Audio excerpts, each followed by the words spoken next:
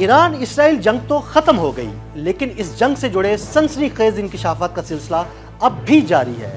صہیونی media نے بھی اب اسرائیل میں ہونے والی تباہی پر سوالات اٹھا دیے ہیں۔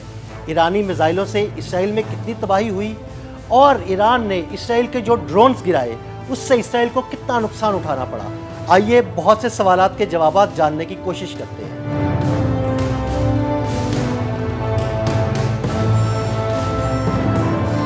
صرف 12 روز کی جنگ اسرائیل کے لیے ڈراؤنا خواب ثابت ہوئی۔ جنگ ختم ہونے کے بعد اسرائیل میں ہونے والے نقصانات کی تفصیلات سامنے آنے لگیں۔ صہیونی میڈیا بھی ایرانی حملوں سے ہونے والے مالی نقصان اور خوفناک تباہی کا اعتراف کرنے لگا۔ ایک صہیونی میڈیا نے انکشاف کیا ہے کہ ایران کے خلاف جنگ کے دوران ایران میں مار گرائے جانے والے اسرائیلی ڈرونز کی تباہی سے صہیونی حکومت کو سینکڑوں ملین ڈالرز کا نقصان پہنچا۔ صہیونی روزنامے یدعوت اہارنوت نے اپنی اتوار کی اشاعت میں اسرائیلی حکومت کے سیکیورٹی ذرائع کے حوالے سے انکشاف کیا کہ ایران میں جو اسرائیلی ڈرونز مار گرائے گئے ہیں ان کے تباہ ہونے سے اسرائیلی نقصانات کا تخمینہ کروڑوں ملین ڈالرز کا لگایا گیا ہے۔ صہیونی حکومت کے روزنامہ ماریو نے بھی انکشاف کیا ہے کہ ایران کے خلاف جنگ کے دوران اسرائیل کو پہنچنے والے جانی نقصان کے علاوہ وسیع پیمانے پر عمارتیں اور سڑکیں تباہ ہوئی ہیں اور ہزاروں صہیونی بے گھر ہو گئے۔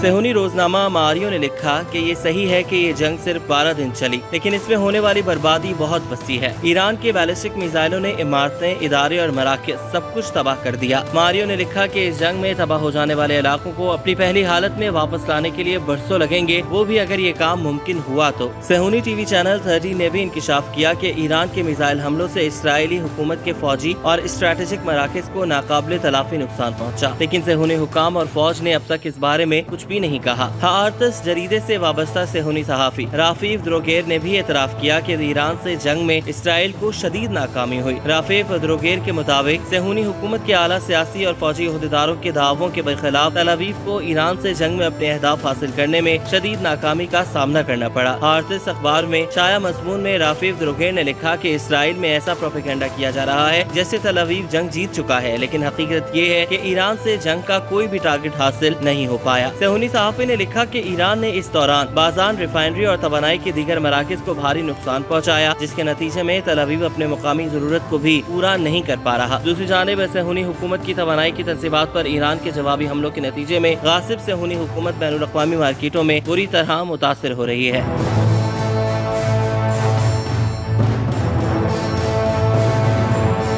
ماہرین کہتے ہیں کہ اگر یہ جنگ تیل اور گیس کے میدان میں داخل ہوتی تو صہیونی حکومت کو اس سے کہیں زیادہ سنجیدہ نتائج کا سامنا کرنا پڑتا۔ قابل ذکر بات یہ ہے کہ شدید سینسر اور پردہ پوشی کے باوجود ماہرین اس نتیجے پر پہنچ چکے ہیں کہ ایران سے پہنچنے والے شدید نقصانات اور 20 ارب ڈالر کے فوجی خرچ کے علاوہ صہیونی حکومت کو اب سماجی، اقتصادی، تجارتی اور سرمایہ کاری کے میدانوں میں بھی شدید دباؤ کا سامنا ہے، جس کے اثرات اوسطاً اور طویل مدت میں منظر عام پر آئیں گے۔ ادھر اسرائیلی فوج کے اہم ترین support and security center Weizmann institute of science کے چیئرمین الون ہین نے بھی اعتراف کیا ہے کہ ایرانی میزائلوں نے جنوبی تل ابیب میں واقع اسرائیل کے اہم ترین سائنسی تحقیقاتی مرکز کو تباہ کر دیا۔ انسٹیٹیوٹ کے چیئرمین نے بتایا کہ انسٹیٹیوٹ پر ایران کے میزائل حملے میں 300 سے 500 ملین ڈالرز کا نقصان ہوا۔